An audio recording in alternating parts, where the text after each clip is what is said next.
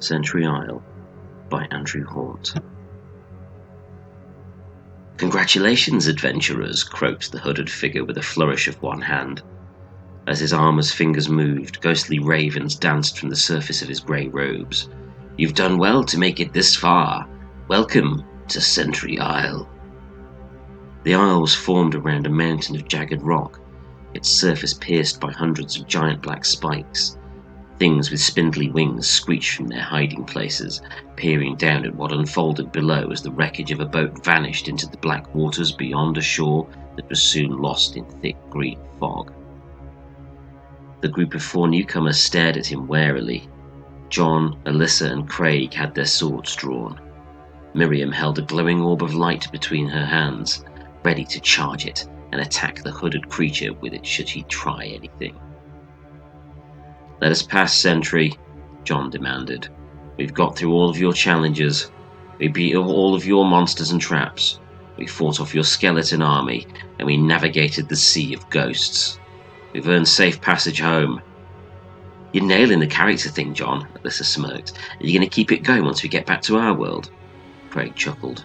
Miriam was stony-faced beneath the hood of her midnight blue cloak.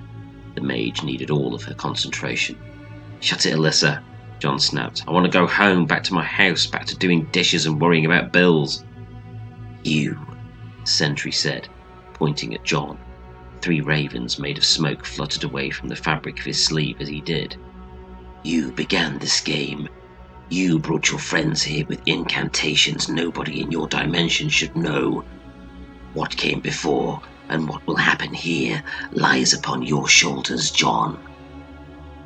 "Just tell us what we need to do to get across Sentry Isle," Craig said bluntly.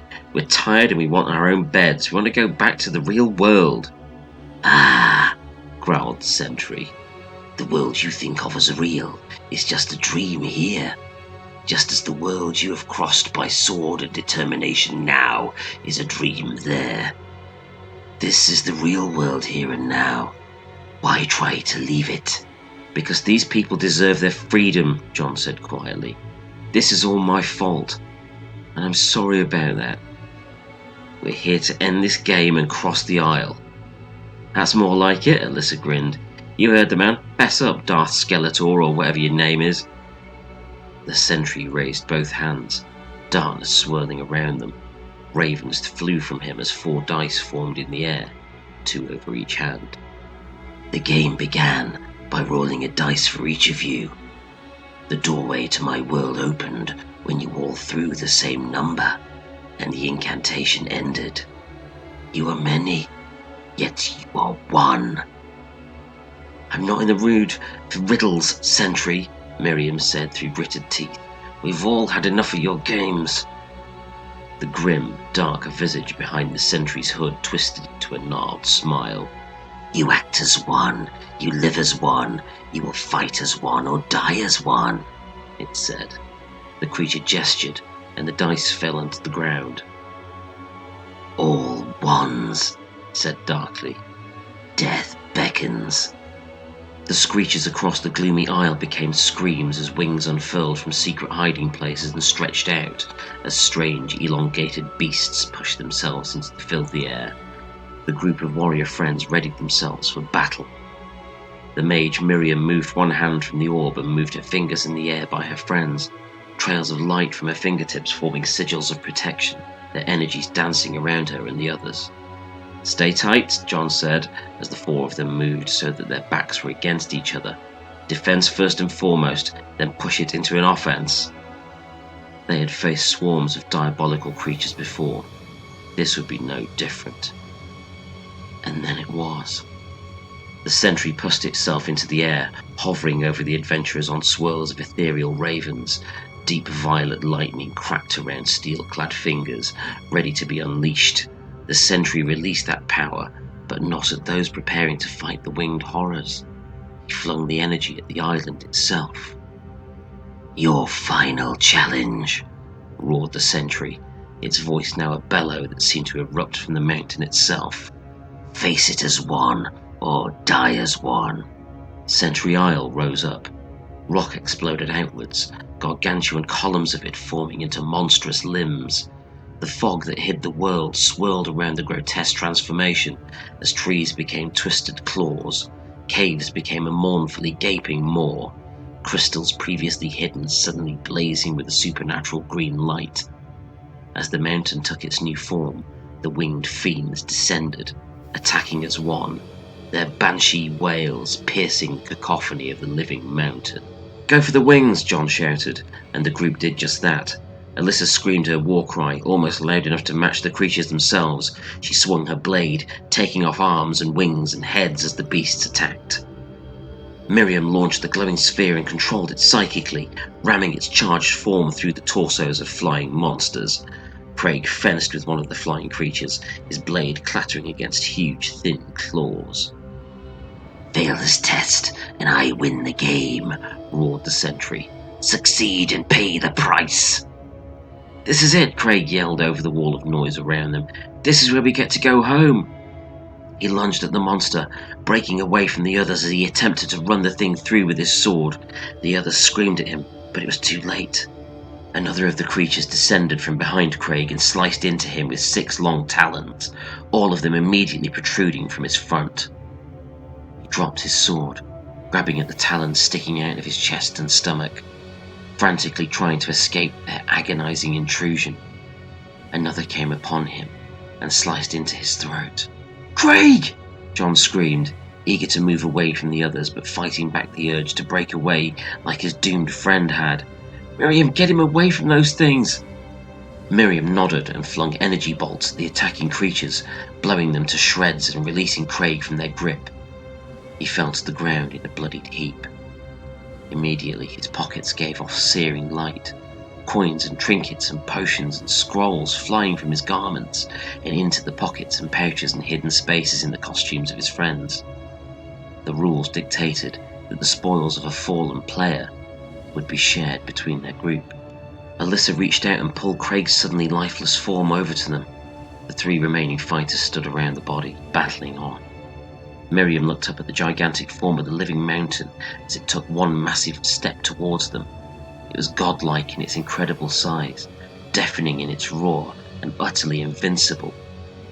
The sentry hung in the air before it and gestured for it to attack. "Wait!" yelled John, holding aloft a scroll that had been Craig's. "I have the rules." The sentry gestured again. The mountain god stopped and stared. The winged terrors fell back. All fell eerily quiet. "If a player dies," John shouted, his voice raw and wavering, "then another can give their life points to resurrect him." "You are weak, John," growled the sentry. "Your remaining life total is not enough to bring back your friend." Alyssa and Miriam stared at each other and nodded, then looked to the sentry and the behemoth that towered behind it. "But it would be if you had ours to it as well," Alyssa cried out. "Alyssa! Miriam, wait!" John called out, but they had already reached beneath their tunic and pulled out the gems they had used as life counters in the game. John stared at the gems for a moment before taking them into one hand, laying down his sword and adding his own meager remaining gems to the stash in his hand. The sentry regarded them.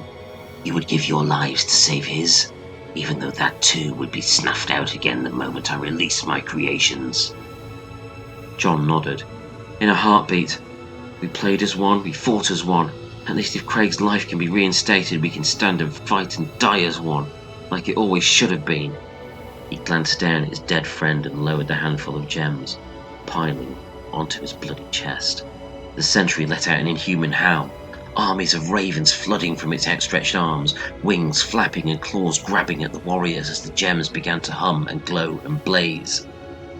The sentry beckoned for the Isle beast to attack, and the giant thundered both of its massive rocky hands down onto the group of tired adventurers. The weight and force were impossible things. The party knew this would be their last throw of the dice.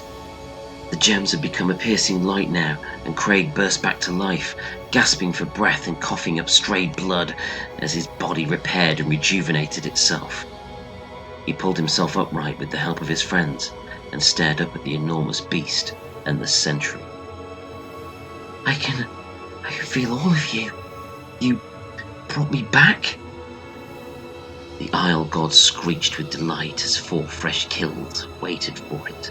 It lumbered closer and thrashed out. The sentry's winged freaks screamed and attacked en masse. The sky was black with monsters, each of them desperate to ruin and consume the 4 humans. With their life total spent, a single wound would kill them all. John raised his sword. They charged as one, leaping at the incoming barrage of supernatural terrors. Pain never came. The armies of the Sentry fell to ash, the gigantic form of the island beast crumbling and collapsing into dust. Debris rained around them, bouncing off the shield Miriam had generated. They stood beneath her iridescent dome and watched in awe as the impossible onslaught vanished, drawn away from them by winds that spanned and raged and cleansed. Darkness fell around them as countless visions of horror disintegrated. The darkness parted, and Miriam's powers faded. Light, piercing and clinical, music, the smell of pizza?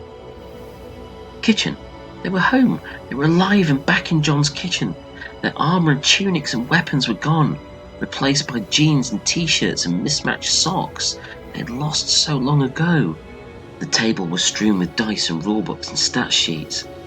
On the board in the center of it stood the plastic miniature form of the Sentry. 4 dice scattered around it. 4 friends cheered and wept and held tightly to one another. The game was over. They'd crossed Sentry Isle and been granted their freedom. John opened the front door and strode out into the street.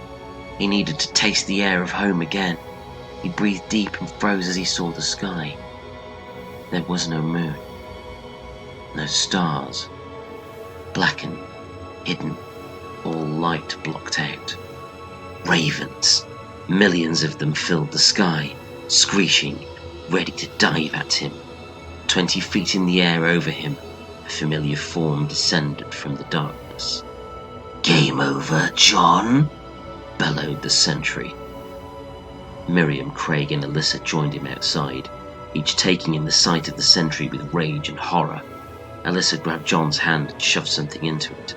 He opened his palm, as did his friends, then looked back up at the fiend that had crossed worlds to face them again. "Our turn," said John. They rolled their dice.